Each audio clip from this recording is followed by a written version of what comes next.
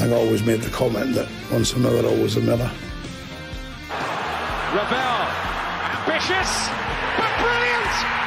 I don't believe it! I swear I do not believe it! Good Evans, he's done it again. Another promotion for the big man. I've got 12 bottles of champagne in my office and we're going to drink them all night. Do me a favour, drop me off in Rotherham. Hello, everybody. Welcome back to New York Talk. This is the Rotherham United podcast. Thank you all for being with us. We have a draw to talk about, a very eventful draw at Peterborough to cover over the next hour or so. 6 goals, plenty of opportunities, injuries, substitutions, missed chances. Very eventful. Not the most eventful game in League One on Saturday afternoon, but still very, very, very eventful. To start with, it's just me and Mick and Tom, and Tom will be with us soon, and maybe Kevin a bit as well. But first of all, Mick, how are you? Yeah, I'm all good, thank you. I'm all good. I'm hoping that both Tom and Kev are currently grooming their positivity before they come on. I think this will be quite positive. I'm certainly positive, but we'll have to come on to that in a little bit. But there's Anyway, let us start by saying today is the last chance that you can vote for us in the Football Content Awards. So you're going to get a lot of us asking you to vote for us tonight. So I put the link in the comments. If you haven't done so already, please vote. You can, as it's the last day, I'll let you all in a secret. You can vote more than once. If you go into different browsers or go through Twitter, through Facebook, you can vote more than once if you are so inclined. So please do make sure you have voted for us. We'll mention it again probably halfway through, and we'll mention it again at the very end as well. But then we won't bother you again for it for like a year. We'll see how that goes. Tom, why should everybody vote for us? Oh, what an intro! Because of stuff like this. Because I've only just got back and I've still made it on. So you guys get some well-needed therapy from yesterday's game. That's exactly why, because we're committed. Perfect. But we are going to start with positives. You asked for the questions on Twitter, as we always do on Sunday, and asking you to set the agenda, set the first question. In this, the one I picked is from Drawing Dom, who does the pictures. That sounds really simple. Does the pictures. But I'm sure everybody knows who Dom is. He asks, let's start with positivity. How good were Nombe, Wilks and Johnson Clark-Harris in the first half, Mick? I would say the second half of the first half, after the tweaking kind of formation to add a bit of width in there. But it was the first time for me that all three played together and go, wow, all three of them have actually done really, really well. Yeah, and they weren't, and the reason being, as you just pointed out there quite rightly, is they weren't playing in each other's pockets, and that's been the problem. We've talked about it and talked about it and talked about it. Malik Wilks got out wide. He got some chalk on his boots and caused absolute havoc down that right hand side in that first half. Nombe weren't quite so wide. However, because there was some width and they were apart, it worked a lot better than it has done all season. Still loads of room for improvement, obviously. That goes without saying, and that's not a negativity. That's not a negative comment. You know, we're 10 games in, so there's going to be room for improvement. But it was so much better once we separated them. You know, once we cut the cord between them, it worked much better. Yeah, I think we all agree, Tom. It's something we've all been crying out for, not just us, but everybody's been crying out for quite a bit of width in there. And it worked. Like Mick's right, Nombe wasn't as wide, but he was wide. The third goal obviously came from him being in a wide area. We'll come on to some positives and negatives, but those front three were for that first half were all three real huge positives for me. Yeah, and we slate him all the time, but credit where credit's due. Evans did that. Evans asked him to play out wide. That's fine. That's all he can do. After that, it's just down to the players, and boy, did they deliver. Wilks is such a menace from that right-hand side. I mean, everything he's ever done that's good for us, and in turns for Hull as well, has been cutting in on the right-hand side. So that second goal is a thing of magic. And, I mean, if he does that even once, he did it, twice or maybe 3 times in that first half, hit the bar, one just wide, and created a chance from the other, I think. So if you honestly do that all game and he has one or two of those moments where he just turns it on all of a sudden, then, you'll absolutely take that. And same with Nombe. I mean, look, at left winger, you could say he's wasted, but I think he's such a powerful runner, such a direct runner that on the wing, it's not necessarily the worst thing for him. To get him in the squad at all is good. And, we've not mentioned him yet, but I thought that was Clark Harris's best half, honestly, that I've seen him have. I thought a lot of people said he was quiet, but I thought he won everything in the air. I thought his layoffs were really good. I thought he was in dangerous areas at all points. I thought everything about him was pretty on point and pretty... he just looked like a proper number 9, in my opinion. So hopefully it's not bad, the injury. And because he hit some real form in that first half, and like honestly, that goal is the only time I think he's ever been in that position this whole season, and and we all knew he was going to finish it. So I think his finishing ability is still there. Yeah. I hope it's not a serious injury and he can turn that around now. Yeah, I completely agree. So Emma's with us. Emma Wood says Sam Nombe is becoming a real player. We'll touch on Nombe in a minute. Steve Gundy's with us, as is Martin Holland, Sarah Ogden. The Millers 6-6 good evening, everybody. 2 points, well and truly dropped with inept defending at set pieces. David Carroll says good evening. Richard says evening all, 4 unbeaten, but a missed opportunity. David Coward, evening lads. Point drops off mistakes. Need more of that from Wilks though. Paul Rhodes saying we need to improve for Wrexham next week ahead. There's loads with us, as Sarah and Nick, Vernon. There's loads with us. Eve John's with us as well. Paul has voted for us twice. Thank you very much, Paul. We appreciate it. Let's pick on Sam Nombe and making in a really, really positive way. I mean that.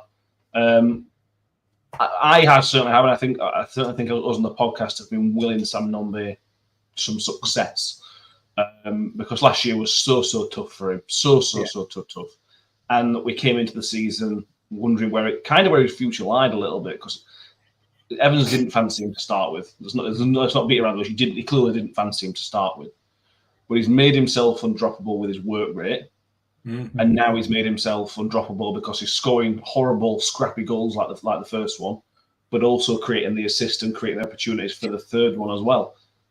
Sam Nombe is everything that we like as a striker, as Rotherham fans, I think, and he's finally getting his rewards with the goals. He is. You're absolutely right. That's exactly right. He's a Rotherham United player. He's the type of player that, as a supporter, you love to see because he'll run his blood to water. He'll chase lost causes. He's got the ability as well. Once he gets on the ball, he can fire an absolute stunner in, as we've seen last season, and he's come very, very close this season. And obviously the goal against Cambridge was just unstoppable. But listen, he is worth every penny that was spent on him, in my view. Having said that, a lot of players that we've got rid of have been worth just as much, but that's another story, isn't it, over the years. But yeah, he's a grafter. He's an absolute grafter, and we're living for that. So, and he's getting his just desserts, as you rightly say. And there'll be more. I'm sure there'll be more. There's no doubt about it. If they can if they can just play like they did in that first half, give them that width, give them the head a little bit. They will cause problems. There's no doubt about it. No doubt at all. And Nombe is key to it. Yeah, he is. Sean H is undroppable, but always gets subbed off. He didn't look happy walking around the pitch being subbed. I like that. He shouldn't be happy coming off pitch, should he? He should be really frustrated that he's having to come off, and I kind of like that. And I understand the sub. I probably agree with the sub as well, to be honest with you, because with the way the game was changing. But I want to see players really unhappy coming off the pitch, not kicking and screaming, but unhappy about the situation. Do you think this is finally the real Nombe, Tom, or is this just a couple of scrappy goals, or is this the real deal now? No, I still think there's more to come. I think there's still a player in there. I think technically, there's a lot to learn. And I think if you can get his technical ability, his passing right, his touch right, his ability on the ball a bit better, we could be looking at a real winger striker here. Because all the physical attributes he's already got, the pace, the power, his finishing's okay. I'd much rather Clark Harris in the box than Nombe at the box as well. So I think this is a player who's already a very, very good League One player, but I think he could become a really good Championship player if he just hones some of those medial, the finishing could be, he scores 8 out of 10 rather than 6 out of 10 or whatever it is at the minute. Just being the difference in games. So yeah, I think although he had a really good game, I think there's aspects of his game that can definitely be improved, and I think he's looking like one of the best, if not the best striker in League One at the moment. So you can only go up from there, really. He just needs to keep consistent, because you could easily drop off now and he cannot do anything for the next 3 games. He's got to really keep consistent, and even if he's not scoring, at least getting in the opportunities and getting assists as well. But yeah, so I don't think that. I think we've got more to expect, more to come from him. Yeah, I agree. Tom K says, I can see Nombe scoring 5 or 6 consecutive and going 10 without a goal. So he has got a little bit of the Kyle Vassell's about him, a little bit. Having said that, he is a better all-round player than Kyle Vassell ever was. If Kyle Vassell wasn't scoring, he wasn't really doing much else for the team. Even when Nombe is not scoring, he is still very, very useful for the team and what we're doing forward. So I do agree. I think that is going to be the case with Nombe. But if that creates 20, 25 goals in a season, who cares? You get the goals there, and that's winning games for us and getting points for us, as it already has done. Yeah. Let's go back a bit. Nick says, was anybody else bored watching Peterborough pass it side to side and back? They had 80% possession, did not with the first 15 minutes. Yeah, to be fair, Alan Swan was on form again, wasn't he? Just put out a tweet that said, the tweet just said Rotherham 24% possession. As we named the show today, they obviously Peterborough get the possession point. I still think we'll the table a little bit further. They have their qualities to make. Let's just quickly sum up Peterborough a little bit before we go into the actual goals. They've clearly got quality. They've got an identity, which is good. Got an identity of what they want to do. But it's the same old story in this league at League One. Their goals didn't come from their possession, if that kind of makes sense. They scored from 2 set pieces, and the second one was a recycled ball. I think it came out from a corner that kind of went back in. Yeah. They will win games by having loads of possession, but I'm comfortable. If we play Peterborough every week, I'd be quite comfortable we'd beat them 7 or 8 times out of 10, because that style they don't really work at this level with those. It does for Birmingham, but it doesn't for Peterborough and teams like that. Well, I've said this for years. Whatever league we're in, particularly Championship, and this is why we give Russell Martin so much grief. Because, it's beautiful. You can play a bit of piggy in the middle for 90 minutes and stay in your own half, essentially. The only place that they're effective is in their own half. Teams at this level and at Championship level, pretty much, most of them anyway, are not really good enough to play that style of football. They don't have the talent. They don't have the ability. Yes, they can keep the ball, but you've got to be progressive with it. The whole point of the game is not to keep the ball; it's to put the ball in the back of the net. Yeah. So if you're going to keep it all well and good, and I've moaned and groaned about us not maintaining possession of the ball, we're the complete opposite end of the the 2 extremes, aren't we? Under Evans and Rayner, and we always expected that to be the case. But there's no point just not doing anything with it, and that's what Peterborough did. That's what a lot of teams in the Championship do, and that's what Russell Martin does. It's pointless, and it's great to see Alan Swan getting something out of the game. It was beautiful, that tweet. I loved it. I've almost considered printing it off and framing it and putting it on the wall. It's a beautiful tweet because it tells you all you need to know about his football knowledge, doesn't it? Which, let's say 24% would be high for the level of his football knowledge, wouldn't it? Knock it about all you want. That's fine. If you're not going to score a goal, it makes no difference, does it? I would argue, and we'll probably come on to it, the 3 goals, certainly 2 of them were gifted to them by very, very, very poor defending. So, I can't be bothered with it. Be progressive. If you're going to play possession football, all well and good, that's great. Man City do it really well. but they've got multi-billion-pound squad of players who know what they're doing. It's pointless. Yeah, I agree. The first goal, Tom, let's go through the 6 goals that there were. First one was for Peterborough.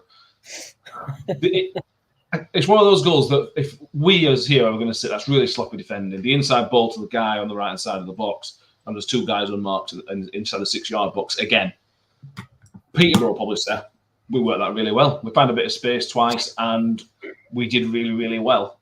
I guess you're going to come on the first point like me that it's wholly avoidable.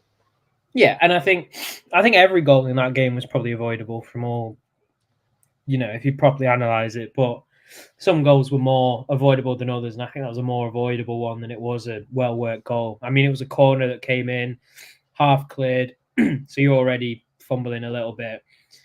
Weren't out quick enough to the first ball, and then the overlap wasn't picked up. And then it's just a ball across the box that goes under Powell's legs, and McCart isn't really where he should be. Should be a yard or 2 in front of where he is. I'm not saying it was McCart's fault. It's more Powell's in that situation. As soon as it goes under his legs, it's his responsibility. He should hold his hands up. It also went right across the box. Some would argue Dawson should maybe have it. I haven't seen it back, in all honesty, about how close it was to every player and whatnot. So I don't think it was the worst goal that we conceded that game, but it definitely was avoidable. And it just screams Sean Raggett to me that the whole game was just missing that one leader. And Clark Harris sort of did it in the first half. I mean, he had one, I think he cleared 2 or 3 that came in, but second half we had nobody on the pitch that took ownership of every ball that was coming in. There was nobody really there was nobody in that box who wanted to who wanted to get rid of that ball. It was just a case of it's not my man. So I don't know. Yeah. It just screams we need an old-fashioned centre-back there. And I don't think it's weird. McCart wins so many balls in the opposition box, but never in his own. I just think we needed a Raggett that game rather than a Humphreys. And that's not saying that Humphreys and McCart had bad games. Maybe they did, maybe they didn't. I'm just saying that game screams a defender who can head the ball, and we don't seem to have that at the minute. Yeah, I think fair. I think you're probably right. Harry says he looked at replay and thinks Dawson should get a hand to it instead of decided to call for offside. Yeah, a couple decided to shout for offside. It was really, really weird. That was the most bizarre thing about the goal, wasn't it? Yeah, he took it to byline and pulled it back. Who's claiming for offside here? Bizarre. Very, very strange. Harry's with you as well. Needs Raggett. I think it's a fair shout to be honest. Raggett gives you that organisation, which Cameron versus Jim McCarthy, right? The great players in the division, and McCarthy's been. Evans, I think, it's called him the find of the season, which is an odd phrase to use. But he's been really, really good. But I think Raggett maybe does bring that Richard Wood style organisation. I think that's what we're maybe missing, his organisation. I'm struggling here. How is that first goal got anything to do with either central defenders? No, it's not. It's not their fault, but we're disorganised. And one of Raggett's strengths is his organisational skills.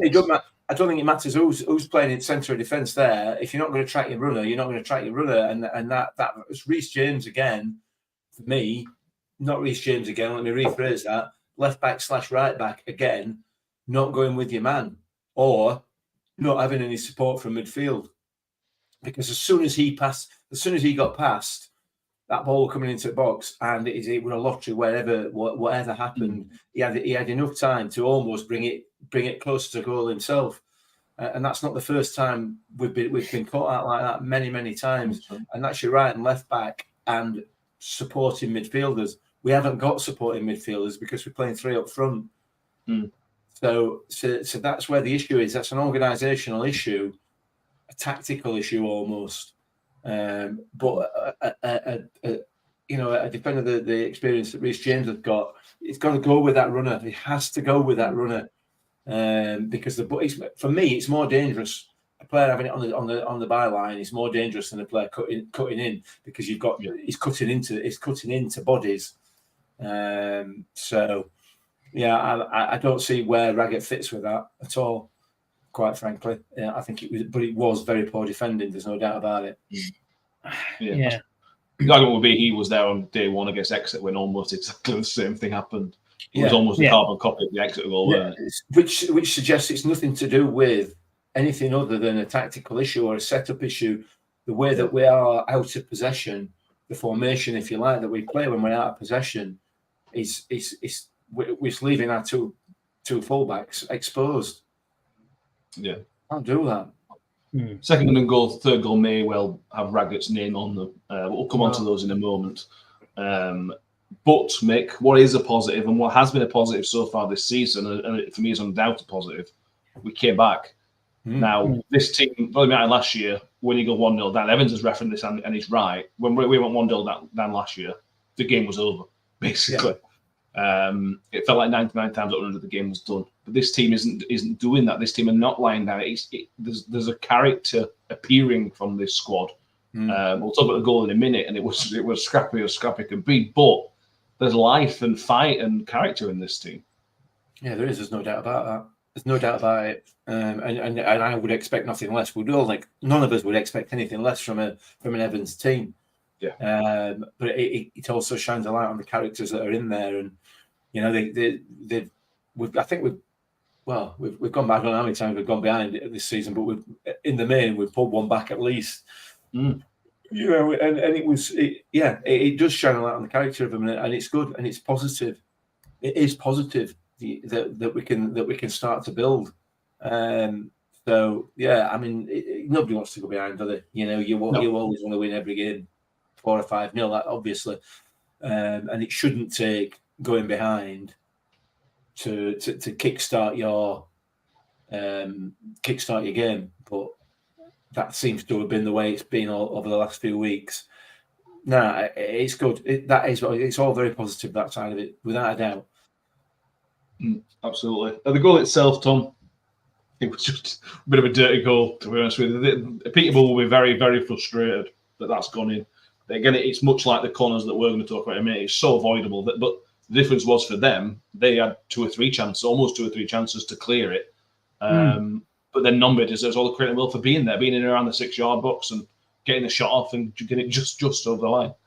Yeah, I mean, he's always in the right areas, Nombe, isn't he? So I'm not surprised that he was there. I'm surprised that Humphreys managed to hook it with his left foot, or however he managed to do it.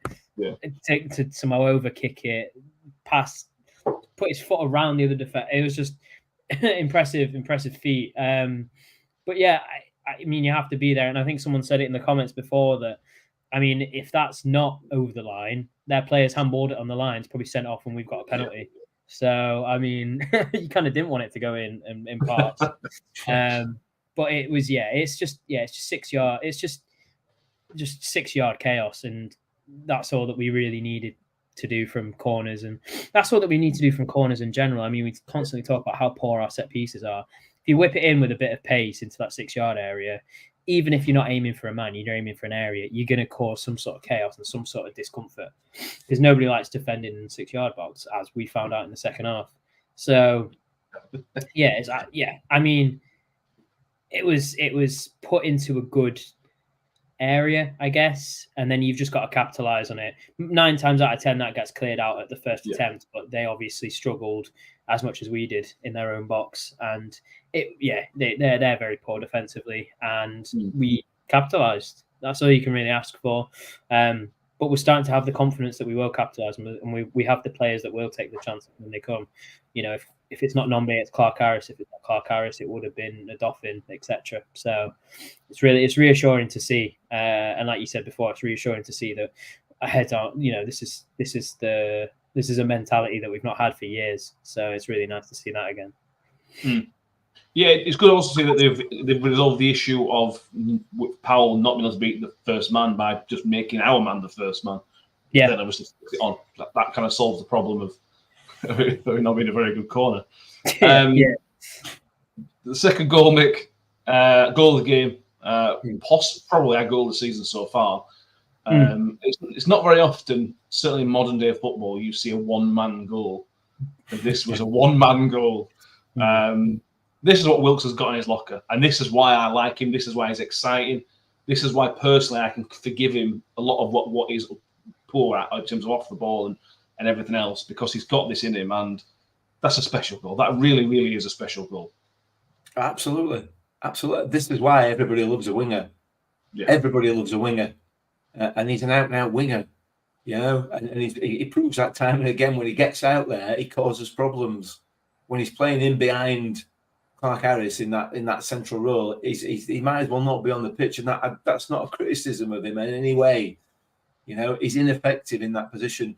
Put him out there on that wing with chalk on his boots, and he is it is immense for this level.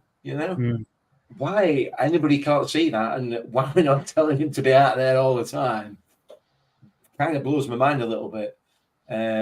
It's an outstanding goal. It's a nice free kick. I like it. I like the way it works. It's sent down the line to him, and he's off and done. And the finish is excellent. Really, really good.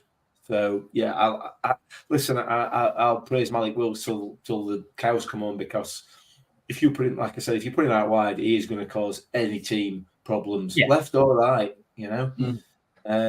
So get him out there, get him out wide, and he'll bag a few more of them, I'm sure. But the nice little turn as well to send the defender the wrong way. He must have been having nightmares at that point, wondering how his afternoon we're going to end up. I know. Yeah. Tom Kay didn't realise he was so quick. Nick says pace, strength, and a brilliant chop. A superb fish. I spoke to some Wednesday fans last night, and they went out watching the goal. They went, Malik Wilks has scored. Were he on right hand side, cut into his left and scored? Yeah, that's what he does. That's what Malik Wilks does. Tom, Wilks had a better game. He's been quiet for 3 or 4 games now, but it was good up until probably the yellow card, to be honest with you. It was a silly yellow card, and it kind of stopped him a little bit. But again, he got the goal. He kind of did his job. He got the goal and created something out of nothing. Yeah, I mean, he can do that, though. We've said it all season that he's the sort of player to not do anything for 70 minutes and then turn it on for 15, 20 minutes and change a game for you, and it's ridiculous. He is a special player. I mean, he's not just quick; he's strong. He holds off a man. He's got ability on the ball. His left foot is one of the most powerful shots I've ever seen, and it was deadly accurate as well. As soon as he cut inside, I just thought left or right, it's going to fly past the keeper, and it's either going to, it'll either go narrowly wide or fly in. And obviously, the free kick in the first 10, 15 minutes, whatever it was, where he hit the bar, was just a sign of things to come, where he cuts inside and hits it with his left foot. It seems like he's done that all his career, essentially. It's like Robben-esque. You sort of know it's coming. Everyone knows it's happening. He has no right foot, but you can't stop him because he's too powerful. As soon as he cuts in on the left foot, nobody can shrug him off it. Even if you predict it, he's too quick. He gets there first. He gets an inch of space, and he just absolutely hammers it whenever he has a chance. But it wasn't just him shooting. It was him cutting inside and crossing the ball. It was him cutting inside and laying it off. It was him doing this, that, just everything in that first half that was good revolved around him doing something. And the way that the front three linked up with Clark Harris feeding him and balls in behind and et cetera, Clark Harris is such a good lone 9 that I can't believe we haven't done it all season, really. It's just, it's fascinating to me that he's not been played out like that, because if Wilks gets the ball, he wants to turn and run at one player. He can't do that in the middle of the pitch. Put him out wide where he's best, and he'll do that all game. And if he does find himself in the middle, so what? He's going to turn and drive at their defense. Let him do what he wants, but more or less stick out on that right hand side, and then all you need to do is have someone on the left hand side. So, I just think that's the front three going forward now, bar injury and anything else. In that way, and that's in that kind of setup. Yeah. I mean, you could introduce Hugill into that, and it doesn't really change in regards to style. You could bring in, you could put Nombe. I'd personally put Nombe through the middle now if Clark Harris is seriously injured, and put Hugill on the left, because you've just got a dynamic front three there who are just full of running, full of pace, full of power. And we might talk about Hugill tonight. hopefully not. We will. So We will. Oh yeah, okay, never mind then. We'll say that. Yeah. Though this is the thing with Evans, he gets criticised a lot, and we've criticised a lot in his first 11 games. But what he was good at first time around was adapting as the season went on. He didn't know his best. He doesn't know his best system to start with, but he picks one and sticks with it. And he's quite good at just adapting the system and gradually making it fit with the players that he's brought in. That's frustrating for those first 10, 11, 15 games. It's so frustrating. We've been here already, haven't we? But what he was great at last time was just eventually finding that system. The question was, how long is it going to take him to find that system? And hopefully, bearing in mind how good the first half was eventually, hopefully he's kind of, and bear in mind how good we were on Tuesday as well, with a different front three, but with a similar style front three. Hopefully this is him accepting this is the way forward. You mentioned in the post-match that that's the way, the system they changed to. They've been working on it Thursday, Friday. So it clearly is something that is there, that he's kind of aware of. It's a shame it took 11 games for it to work, but if it works from now on, then that's a positive. Too many positives tonight. We'll find some negatives, I'm sure. I can give you one straight away. If he's been working on it for 2 days, after virtually everybody who follows Rotherham United has been saying it since probably the second game, then maybe there's an issue there, isn't there? You know, it's been so patently obvious that we lack width, so obvious to everybody, and we work on it on the 2 days before the 11th game of the season. I mean, the argument that would be that if he believes his current system is the right one, he would be stupid just to get rid of it after a few games. He's got to adapt it. He's got to gradually see something that he thinks is better. Just because somebody else thinks is wrong, don't mean he should change it. No, that's right. However, if the results also back up the fact that it's wrong, then you might start looking at it. Oh no, maybe not. Oh, he has. Yeah, bit late now. We could have been up the top, but anyway, let's. That's the negativity out of the way.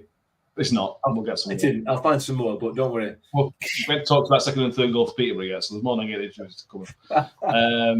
Harry says clearly needs to get signed permanent. This is Wilks, get promoted with us this season and score a hat trick against that loss next season. We'll take that.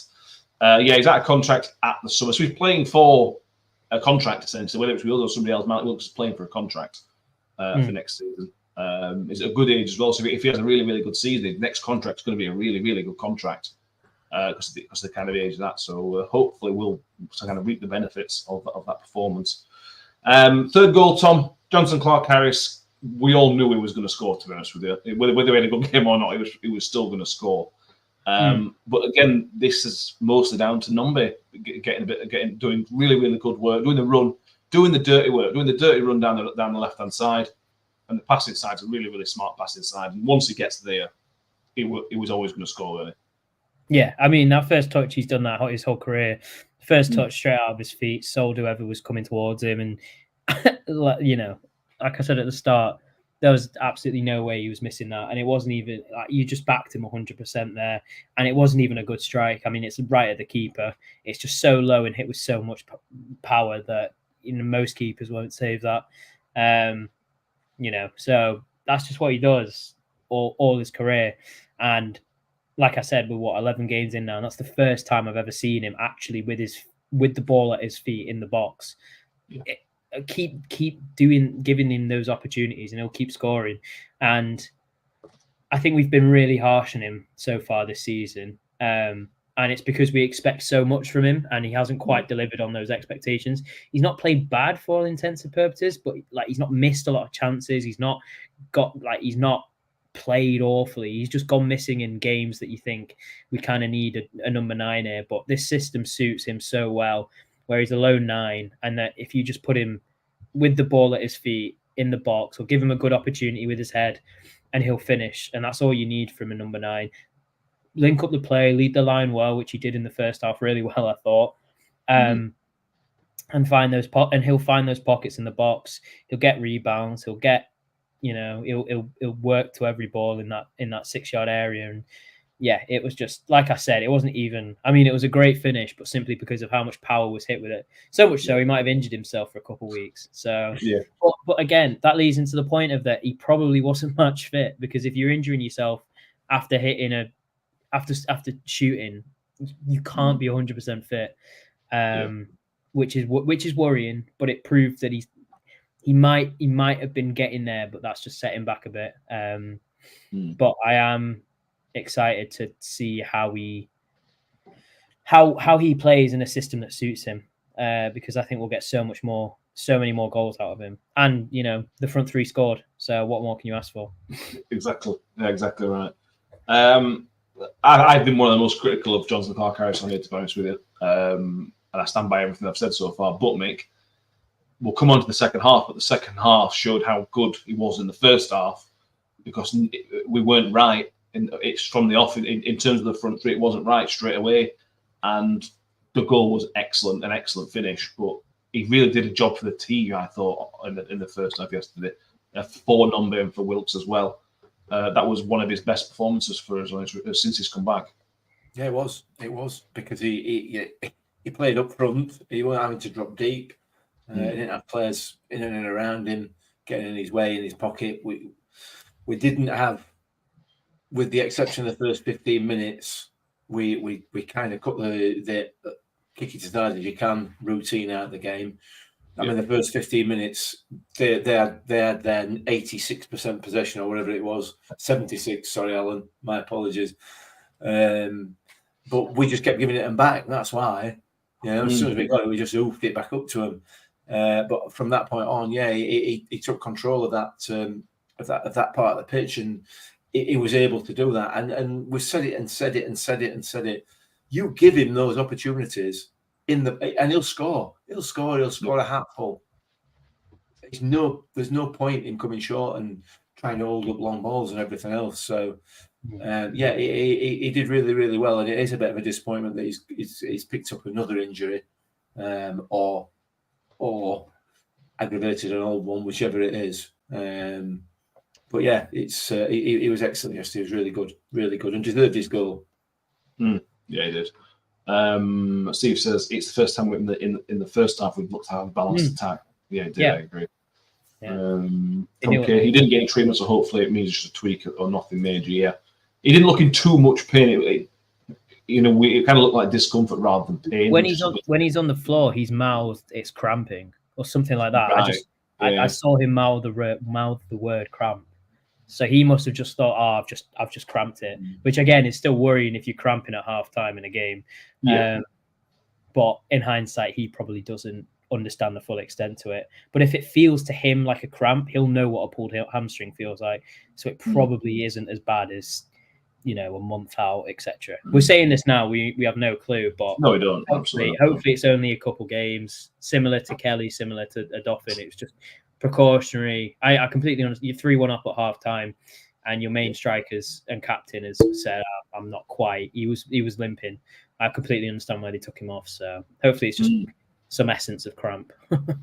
Absolutely, hopefully so. A few people have commented. Let's go into the Spanish duels. To be 3-1 up at half time and blow 2-goal lead. It goes up to all the score to take off by the 75th minute. He's so Rotherham United. Yeah, but this is frustrating. This is. It's not as frustrating as we were good in the first half, because I think we were really, really good there at home and clearly good at set pieces. But let's do the first one first, because I think the second one is more frustrating. But the first one's at the first corner. Their second goal is obviously an own goal, as it turns out, from Joe Rafferty. I thought Rafferty should have been stronger, to be honest with you. I felt like he wasn't strong enough with the man. It felt like he was concentrating on the man by holding him, that is then kind of off balance and flicked it into his own net. We can blame anybody else, but Rafferty scored an own goal. I think he should be getting a better header on than he did for that second goal. Yeah.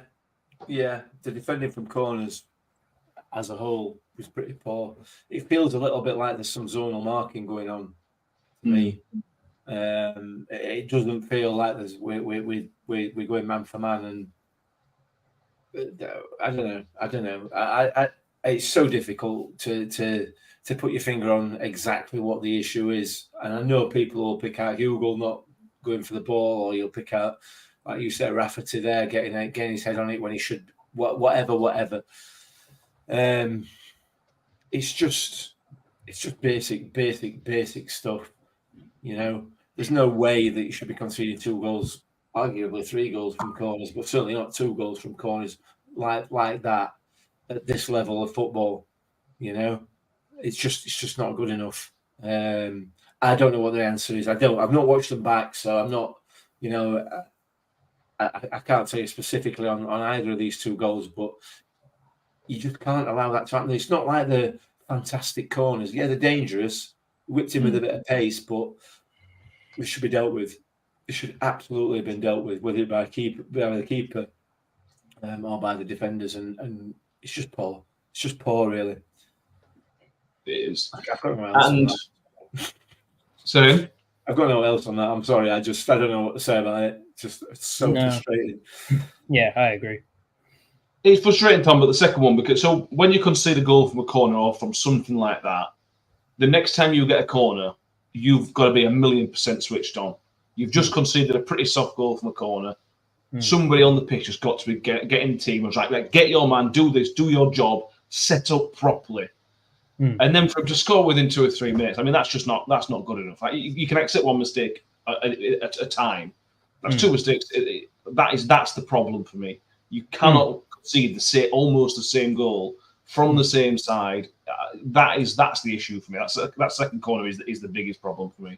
Yeah, no, completely agree. You can have one. I mean, it's never good to have one corner as a wake-up call, but within 10 minutes, if you have that you've got that 2-goal cushion for a reason, and that reason is you have to wake up when stuff like that happens. And this is where the lack of a leader, you know, if Richard Wood was on that pitch, would that second goal have happened? Would that first goal have happened?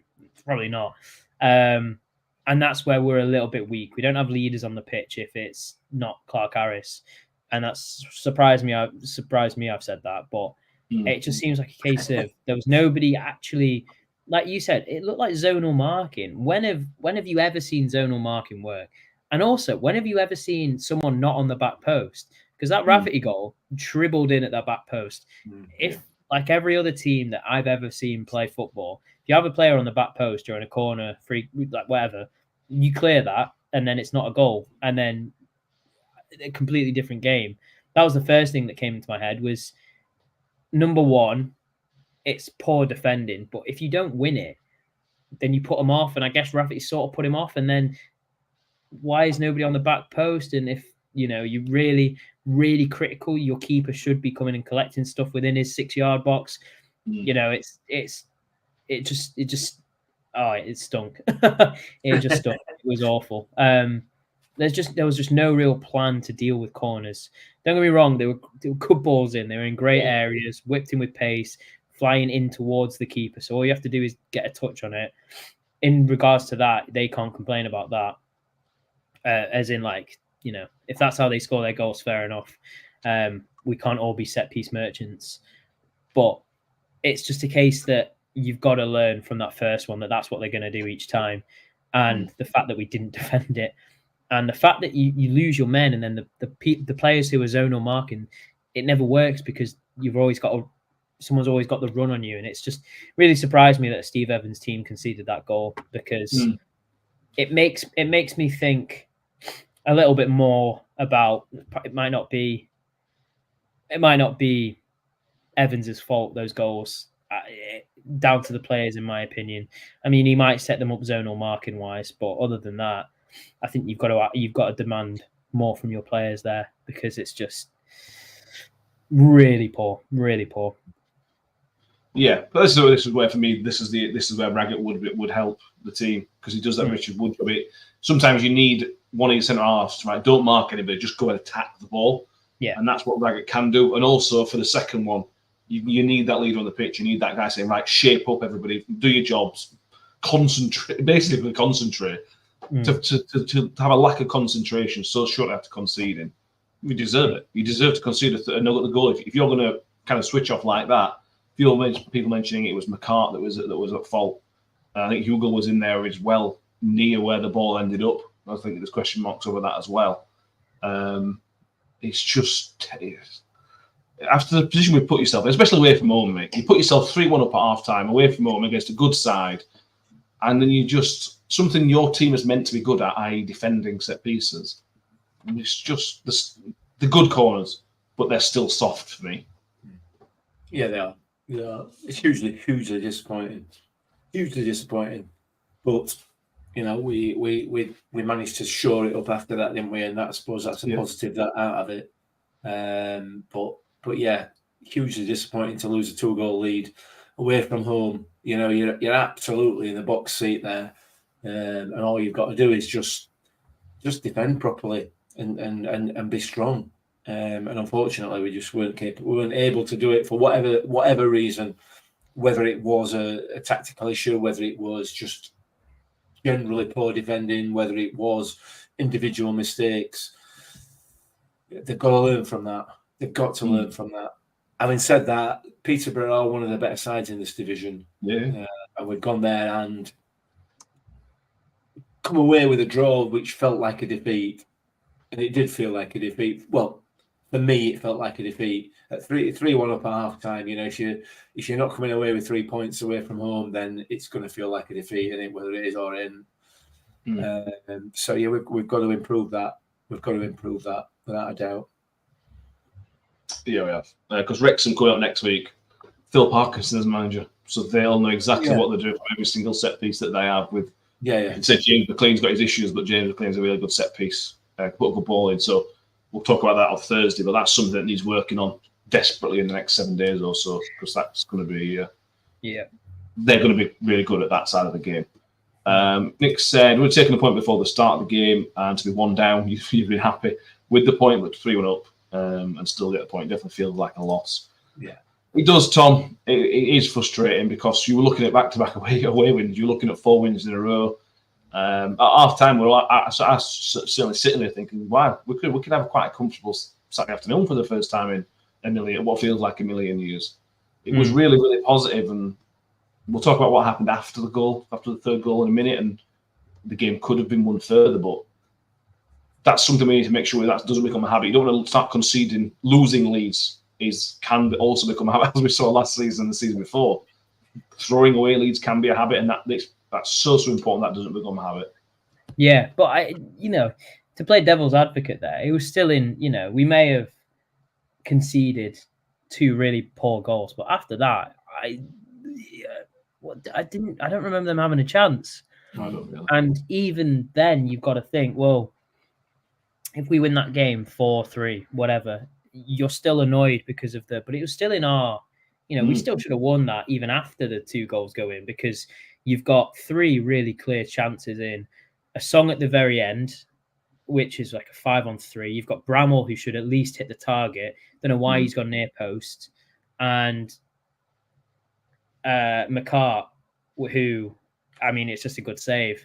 Don't even want to talk about Hugill because that was just, awful. And, I think if it goes through to Holmes, I wouldn't, and this is nothing against Holmes, I wouldn't have backed him. And just because of the last 2 chances he's had one-on-one, he's sort of, I think it's a big step up from non-league where they're not going to catch you to League One where they're going to be on you like that. And then you've got a massive 6'6" goalkeeper running out at you. I just think I just wouldn't have backed him there. But, that's 4 chances. And after their 3rd goal, I can't really think of one for them. I may be mistaken, but that's still 4 really good chances. And if we took any of them, although we're saying, although we're coming out of that with a win, there's still a lot of issues, but this is a lot more of like, didn't we get away with that one?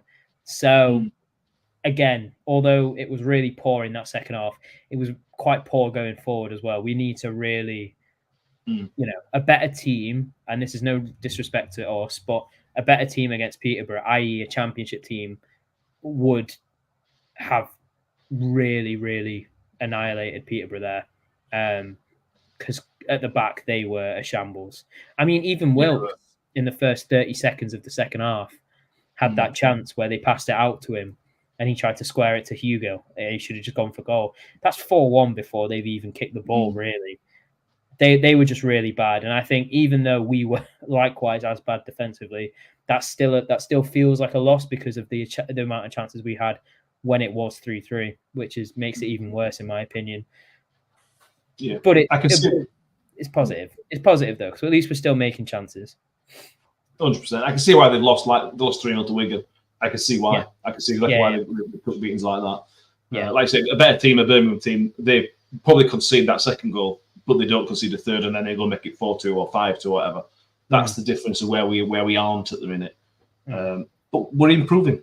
That's the positive. We're improving game by game. We are seeing kind of the fruits of the labour at the minute, which will come on to those chances that Tom mentioned in a minute. As promised, here's your reminder to vote in the Football Content Awards. The link is going into the show notes. If you're listening to this on the audio podcast on Monday, then you can't vote, sadly, but I hope you have already. This is for the latecomers. I know everybody was here at the start. If you have already voted everywhere possible, thank you. If you weren't with us in the first 5 or 10 minutes, please make sure to go to footballcontentawards.com/voting. In the best club content creators in the Football League, you will see New York talk. Please do. We'll give it another mention at the end as well. And thank everybody for that. But yeah, there we are for that one. It doesn't like Kev's going to be with us tonight, which is a shame. You're going to come to me then? You're going to come Mr. to me. Negative in top corner there. Jordan Hugill, Mick. He scored 2 goals in midweek. We talked on Thursday that based on that, he could have earned himself a start.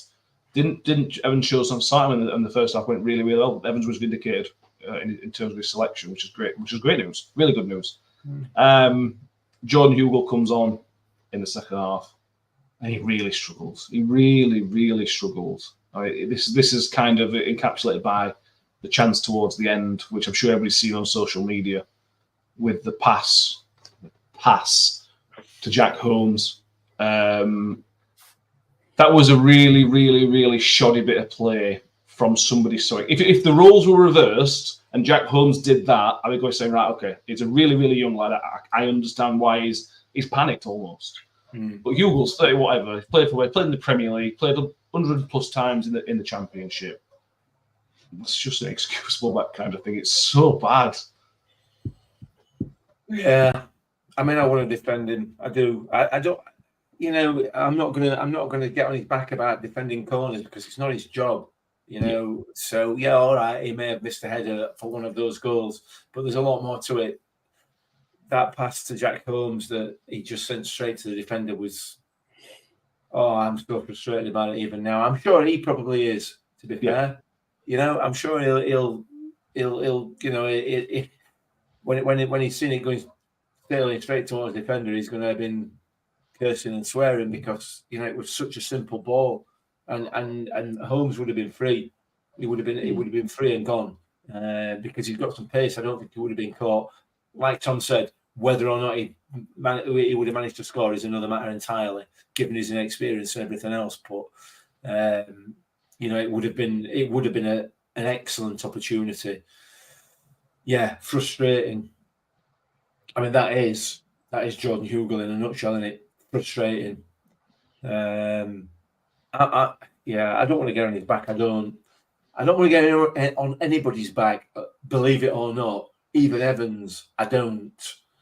And he made a massive error with that, didn't he? Huge error, and it was such a simple ball, and I think that's why it's so frustrating. Got to do better. You have to do better for all those reasons that you've just outlined there, Matt. You know, it's a hugely experienced footballer. You know, this is not the other way around with Jack Holmes, who's played, you know, probably not played a full 90 minutes worth of first team football yet. So yeah, not good enough. Not good enough, I'm afraid. Yeah, it's the composure as well, Tom, because the ball itself was rubbish, but there was another guy out wide. So for me, the best pass was actually behind Jack Holmes to what the guy was behind him, and then he can run on, and then you're creating something else. Not only is it a terrible pass, it's probably the wrong decision as well, which again, for a guy of his experience, is just terrible. Yeah, it's just it's just no good, and it looks at it, and it's weird because you would have thought he would have had a bit of confidence and would have had a point to prove with you know, the main striker being injured, and it looked like someone who just wasn't really bothered, and it's a real shame. And you don't want to ever accuse someone of that, but that's what it looked like, and it's just a right shame. I've never been the biggest fan of Hugill. He's a frustrating player to watch because he's you can see that he's got something that's good enough, especially in League One, but everything he did was slow. It was the wrong decision. It was just, it made me made me regret not having Eves in the squad, because I don't think, it's just he doesn't look like a goal scorer, and he doesn't look at the minute like he's going to set anyone up or hold up play, or he just looks a little bit. Yeah, he just looks like a little bit like he doesn't know what his role is, doesn't really know what he's doing. He just looks really ineffective at the minute, and I'd play a song over him. I would at this point. Yeah, well, we'll talk about this on Thursday, but with Clark Harris injured, I'd be playing Nombe, as you mentioned, man. Yeah. But then possibly Hugill. We'll talk about it on Thursday in a bit more detail. But yeah, mate, frustrating. And there's another one. There's the song one at the end, which I'm putting down. Evans maybe criticising a little bit, saying a song should have done better with that, but I think a song's done everything right. I think it's a great bit of defending. Last kick of the game, I think the defenders done really, really well there. And I praise the song for getting in that position. They did really, really well to get there. Yeah, agreed. Absolutely. I think that's harsh. I think that's really harsh. But I don't think, I think a song is a player that Evans doesn't like for whatever reason. He's not giving him the opportunity. So, I would say trust. I would say doesn't trust him rather than not like him, maybe. Well, whichever, yeah. I mean, saying he doesn't like him encompasses that, doesn't it? He doesn't like him as a player. Okay. He doesn't like the fact that he'd fit into his team or whatever. I'm not saying he doesn't like him as a person, obviously. Who knows? He might not. But you know what I mean? As a player, we said he didn't like Nombe at the beginning of the season, and that seemed to be the case as well, didn't it? So I think that probably that same cap fits in this in this scenario. So, but we had other chances. We had other chances. Yeah, McCart said it was excellent, and that was a fantastic save by the keeper. And he managed to get a fingertip to it, and Colin Bramall, I thought he'd scored. I'd have put my house on him scoring that goal. It just seemed everything. I just got visions of Coventry. It was kind of the same sort of thing, And I just thought, he's just going to bury this. He's going to bury it, and we're away. Hugely frustrating, but again, he is a defender by trade, but he's got himself into that position, and he's got to finish it. He has to take the target with that. So, but there are positives because we are creating chances. We are actually creating chances rather than chances just happening. And that's massive. That's huge. So, whilst the performance overall was probably, I would say, if you take the whole 90 minutes, maybe average, there are some decent positive signs coming from it. It's whether or not we can build on that now, or whether we're going to revert back to first half at Cambridge or some of the other dire halves. Hopefully, at some stage, hopefully before May, preferably before March, we might put a full performance in for the whole 90 minutes of one game, rather than 20 minutes here or a half there. So, if we put in a full 90 minutes, somebody's getting an absolute spanking. Yeah, absolutely. There's no doubt about that. I agree with you. Yeah. Question. Evans got booked again yesterday, so that's now he needs some teamwork. I think BBC reported he got 6 yellow cards this season. No way in a million years he's got 6 yellow cards. I think this is his third. So I think we've got Wickham, Birmingham, and yesterday. Do we all agree with that? He got booked at Charlton as well. What about Charlton? I thought he got booked at home as well. I thought somebody got booked against Birmingham. I don't think he got booked against Birmingham, but I might be mistaken. I'm 80% sure he got booked at Charlton, and I'm 100% sure he got booked at Wickham. Yeah. And he 100% got booked. I think Birmingham manager got booked, didn't he? I think I might be confusing their manager getting booked. So if he has got 3 yellow cards, which we think he has, that's a suspension. It was last season, unless the rules have changed. It was a suspension. Matt Taylor got three yellow cards. Got a ban for the Birmingham Cardiff game. Sorry. Evans will be devastated not to be touchline against Wrexham. What about cameras? You know what I mean? What about the documentary? I mean, let's be fair. The lad's had his hair done, especially. Yeah, some of his hair done. Some of it. Yeah, some of his hair done. Let's be fair. It's like me dyeing my hair blonde, that, isn't it? You know what I mean? What the hell? Yeah. This one great. Nick saying he wanted a penalty, Evans, and it was 100. I don't even remember there being a question of a penalty yesterday. No, I don't either. No, it was never. It was never. That was really silly of Evans to get a yellow card for. And I actually get himself banned for a big game, big game against a good team next week. It was really silly that. Harris nailed it. Oh, he's got more chance of meeting Ryan Reynolds or Michael Henney in the director's box, hasn't he? Yeah. Genius. He's playing chess and he went out and he's done it. 4D chess. Deadpool was a baddie. Yeah, he's going to. Yeah, there you go. Well played, Steve. Very, very well played. You've done a good one there. Playing for a penalty that weren't a penalty to get yourself sat in executive boxes when Hollywood comes to Rotherham. Well done. Anyway, let's go back to Jack Holmes, Tom. I think he's come on again, and again he's showing himself in a really, really positive light. I would be very tempted, bearing in mind the injury, to give him a bit more game time. I think injury to Johnson Clark Harris. I would now be tempted to go proper 4-3-3. Maybe a bit early to start him, maybe, but I would certainly be talking about that. If I was Evans and Ray, I'd be having the conversation. Has he earned himself a start in the league?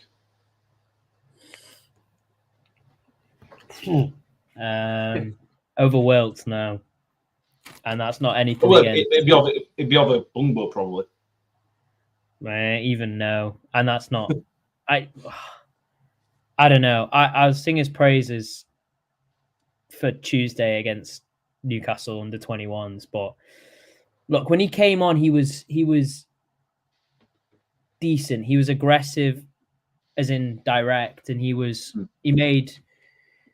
did one darting run where he played through a couple people, and that's great. But he was playing against a defense that, I mean, we've played 11 games this season, probably the worst defense that we've played against, arguably, and he just doesn't. It's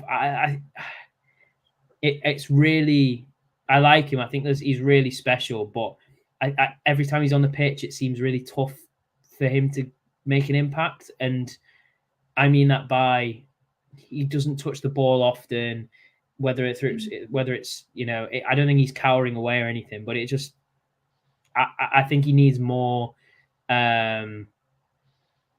I just think he's not ready to start, essentially, and maybe in 6 months he will be, but right now he's not.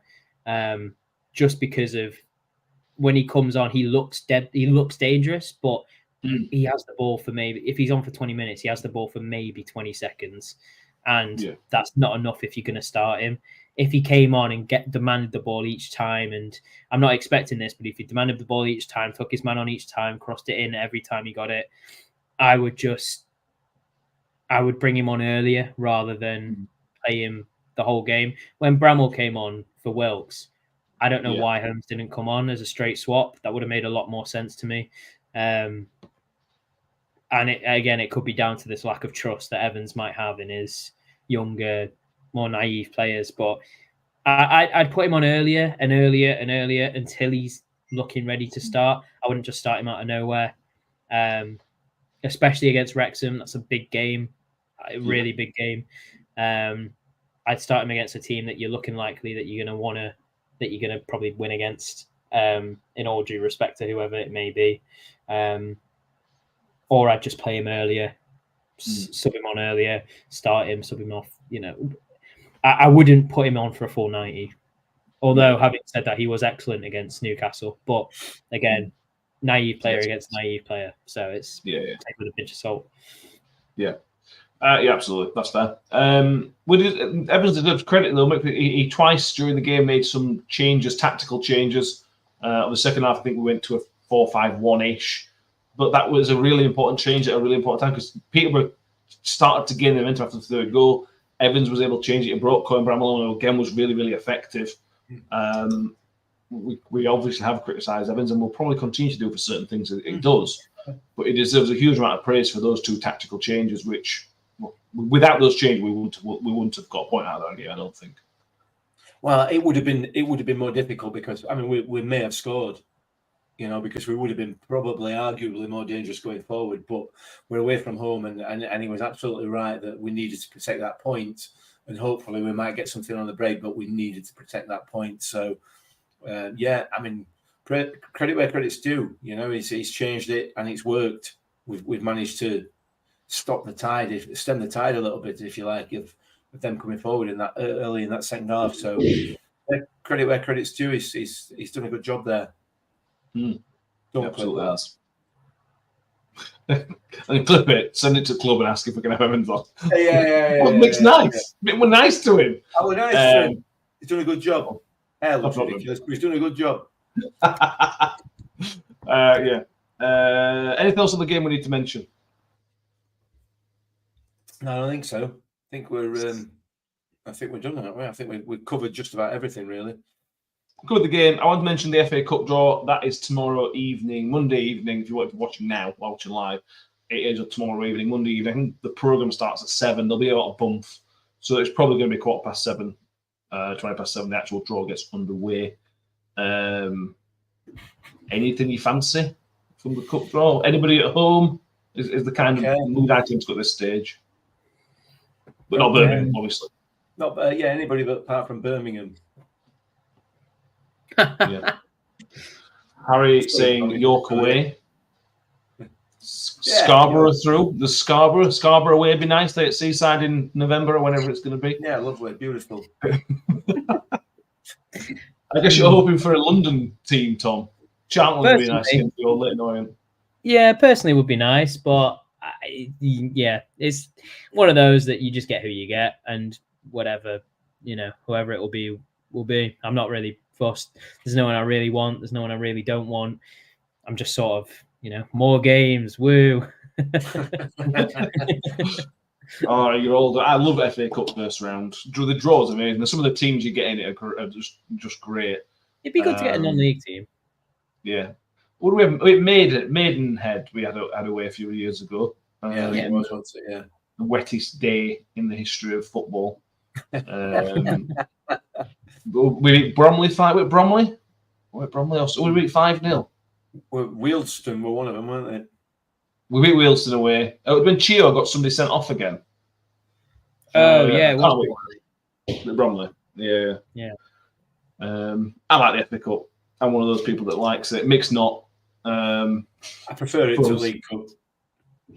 Fair enough. But where does the Bristol Street Motors come in that ranking? I'm not interested in that at all till we win it. Very interested.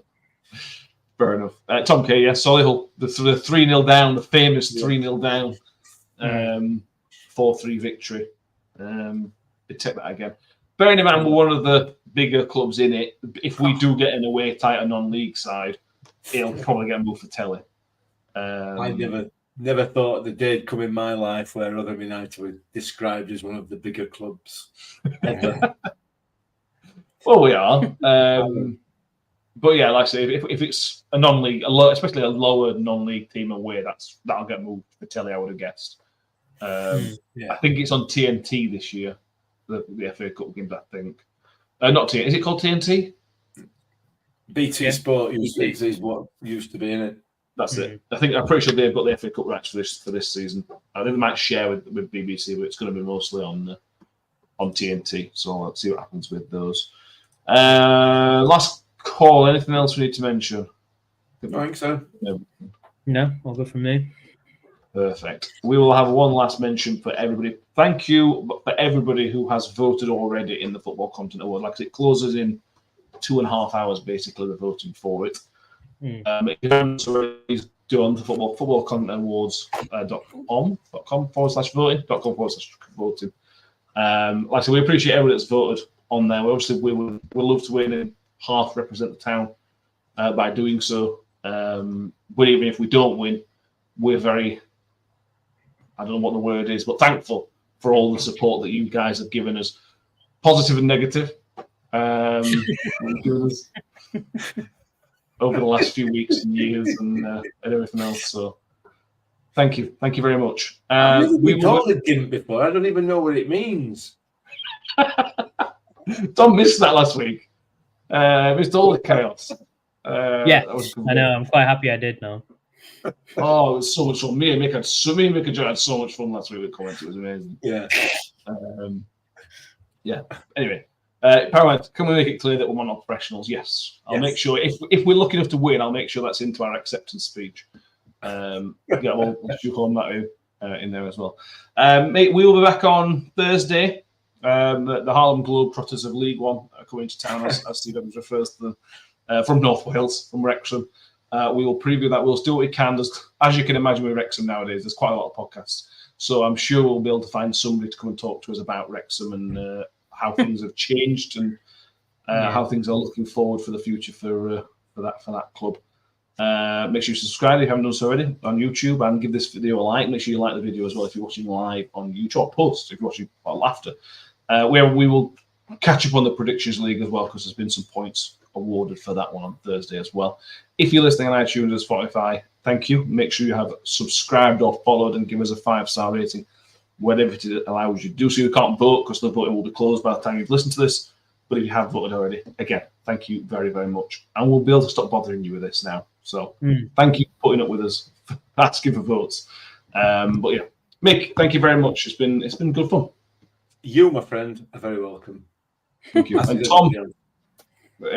Tom, you rushed to get back on for this. So I appreciate it. Thank you very much. Yeah, no, apologies to everyone for it being 30 minutes late. That is my bad. I wasn't going to make the 8 o'clock. But yeah, thank you guys for whoever's watching a bit later. We do appreciate it. And thank you guys for postponing your evenings for me. Any complaints, direct to Tom. Tom 07 or something on Twitter, I think it is. So. It's literally on the screen. There you go. Tom 07, directly abused to Tom this week. Sorry, guys. Thank you all for watching. We will see you all next time. And as always, up the Millers. Up the Millers. I think I always made the comment that once a Miller, always a Miller. Rebel, ambitious, but brilliant! I don't believe it! I swear I do not believe it! Good Evans, he's done it again! Another promotion for the big man. I've got 12 bottles of champagne in my office and we're going to drink them all night. Do me a favor, drop me off in